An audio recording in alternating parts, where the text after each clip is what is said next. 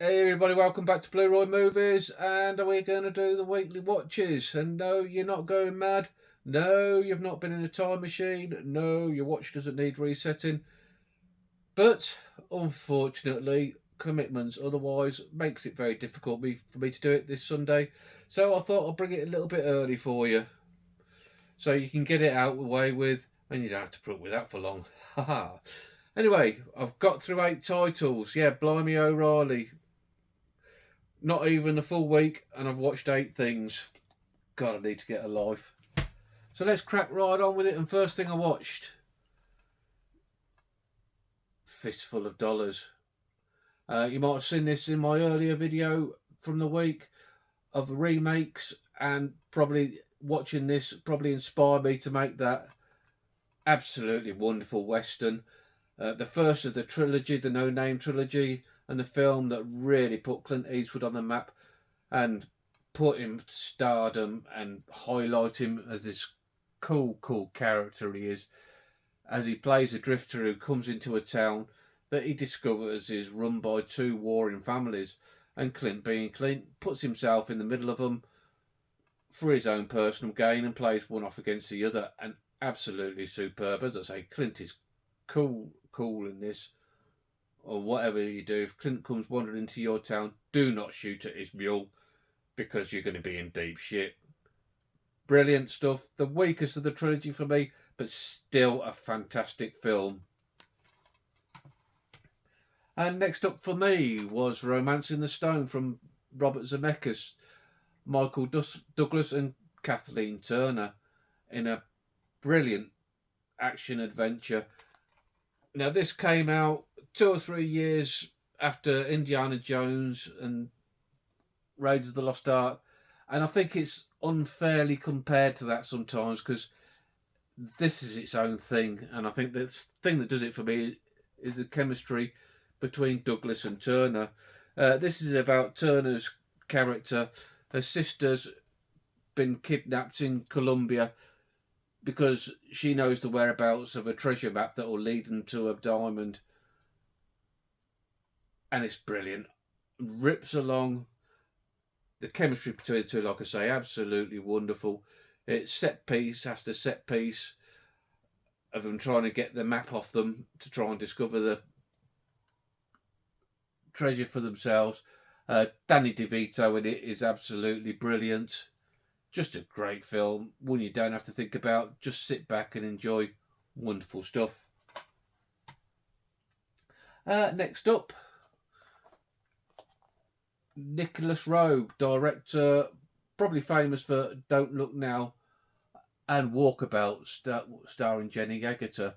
This is all about Agutter and her brother. They live in Australia, and their dad takes them out into the outback, and he basically goes mad and starts shooting at them and ends up killing himself in a fiery inferno. Pretty grim stuff. And the Agatha and her little brother are left to fend for themselves in the outback, where they come across this Aboriginal character. Now, the tradition with Aborigines at 16 is they have to go into the outback and try and survive for, I think it's 6 months, and they call this the Walkabout, hence the title of the film. And it's a fantastic survival tale.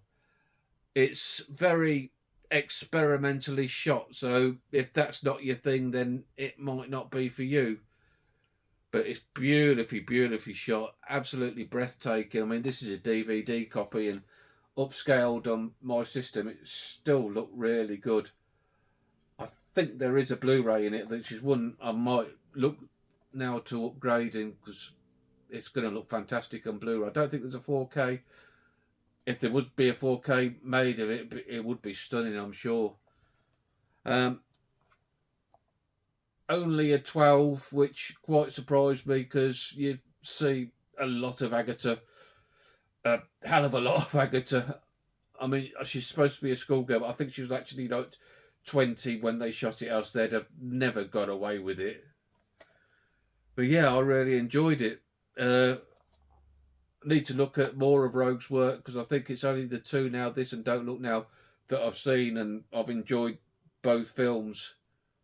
Yeah, that's Walkabout. Great stuff.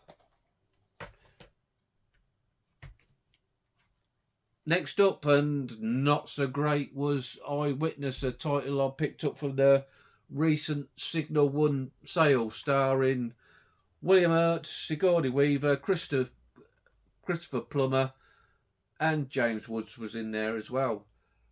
Stellar cast, not so stellar film, I'm afraid.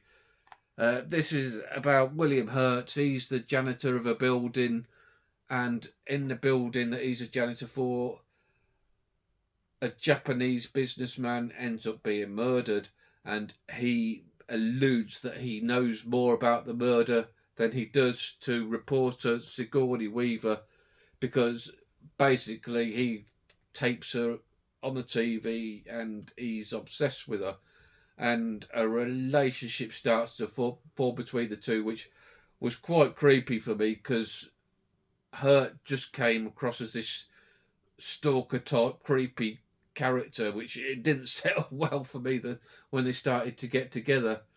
It's all right. It's worth a watch. It was only a £5 in the sale.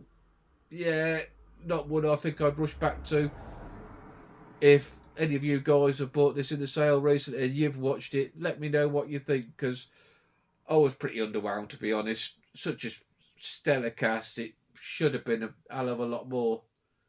Yeah, not one I'm going to rush back to.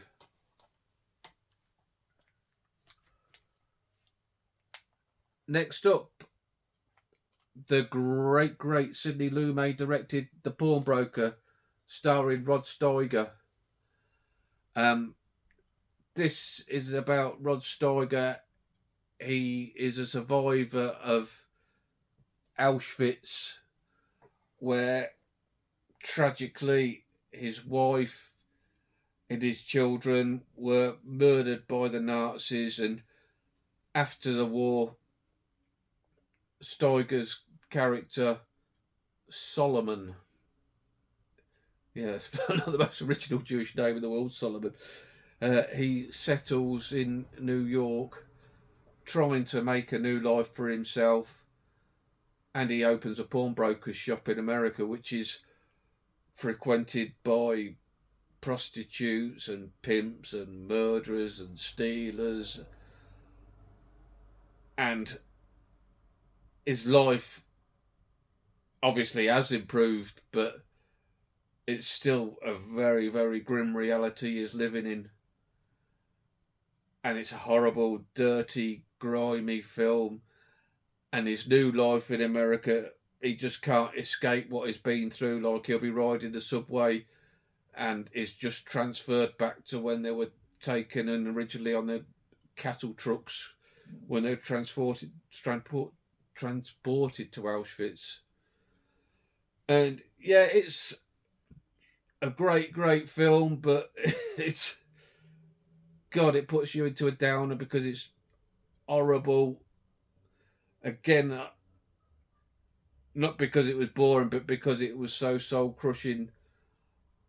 I wouldn't rush back to it, but it is a seminal piece of film. It's shot really well. The cinematography on it, it's horrible. It makes you think, is what these films are designed for. Sidney Lumet, just a great director and a great film. But yes, don't take when you've got a full bottle of paracetamol beside you. That's my only advice. That's The Pawnbroker. Next up, another towering film, Ship of Fools by Stanley Kramer, with such a loaded cast. Listen to this. Vivian Leigh, she played this sort of middle-aged woman on her way to Germany. Simone Signoret, she played a woman being exiled from her country to go and live in another country, in America, in prison. Jose Ferrer, brilliant. Lee Marvin as a baseball player who drunken and liked the women.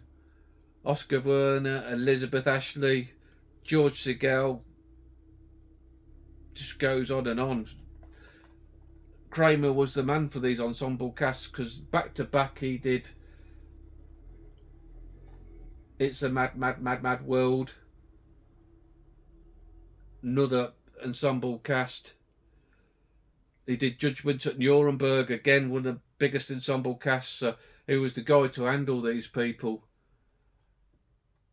And what a great film. It's one of those films, not a lot happens, but the way the people come together on this ship that's coming from South America to Germany in the 30s, in the early years of Nazi Germany, and how the different factions emerging on this boat, where the Jewish people have to sit by themselves, and there's a dwarf on the ship, and he has to buddy up with the Jewish guy because they've been basically castigated from the German people. And yeah, it's a look at the what's to come in the future. And half the characters, when you know how Germany went on, probably didn't have long to live in here. Like I say, not a lot happens, but you get into the lives of these characters, and it's quite captivating. I'd recommend anybody give this a watch. 2.5 hours, but it didn't feel like it. Absolutely wonderful. An American poke in the eye as to the way that Germany was going. Now, on that day I watched this, I wasn't feeling too great, so I had a movie day and double billed it with Far From Heaven, which, again, not exactly an uplifting film. This is about Julianne Moore. She is married to Dennis Quaid in this film. It's directed by Todd Haynes, and Dennis Quaid is this successful businessman, and it's set in the 50s, and they're doing well. They're the great American family.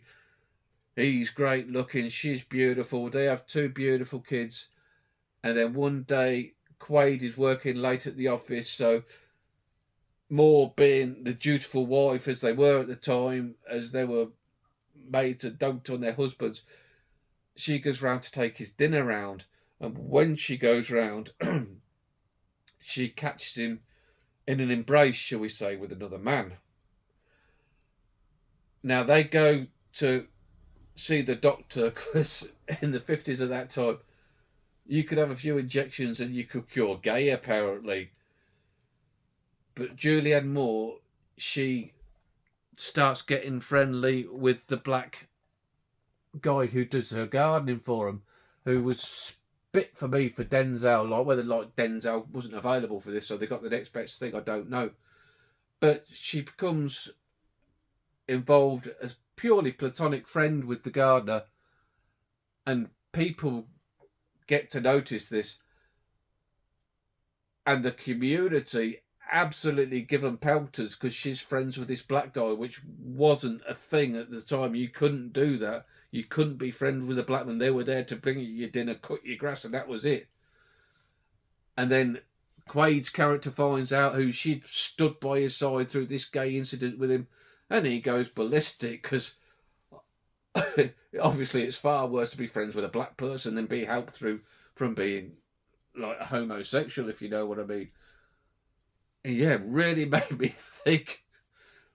And double billing it with that on the same day, just maybe the Americans were throwing stones at the Germans, and obviously I'm nothing worse than the genocide, but they really needed to be like a few years later, and this is how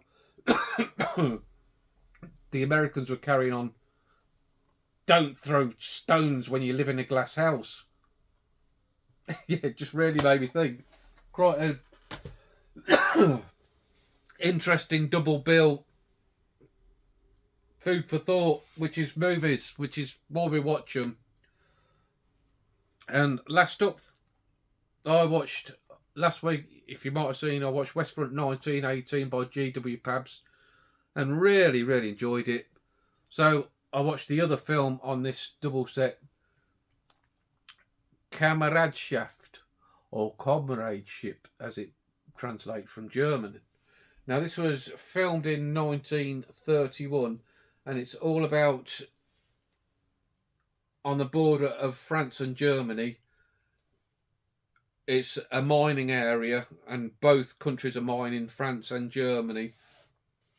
And in the French mine, there's a big fire, and men are trapped underground. So the Germans on their side of the border, they send over a team to try and rescue the French miners. A very, very early disaster movie. It's wonderfully shot, very claustrophobic, a great, great film. And it's perhaps, again, looking at France and Germany just after the war, guys that had been like killing each other in the trenches, now working together to try and rescue each other. Yeah, I really enjoyed this. G.W. Pabst, I've only seen these two of his, and now I want to watch more. Pabst trying to reunite the two nations, shot in 1931, and the history would go on and tell it didn't work. Another one that made me think. So that was it. That was it for the week. What did you think of them titles? What have you seen? Quite a depressing week. Apart from Romance in the Stone, I suppose. And Clint, of course. But it weren't done intentionally. But quite a few that put me on a downer. There you go. Thanks for watching, guys. Give me the thumbs up if you've liked what I've done today. Maybe think about subscribing. Getting close to 500. Keep watching films, and ta-ra.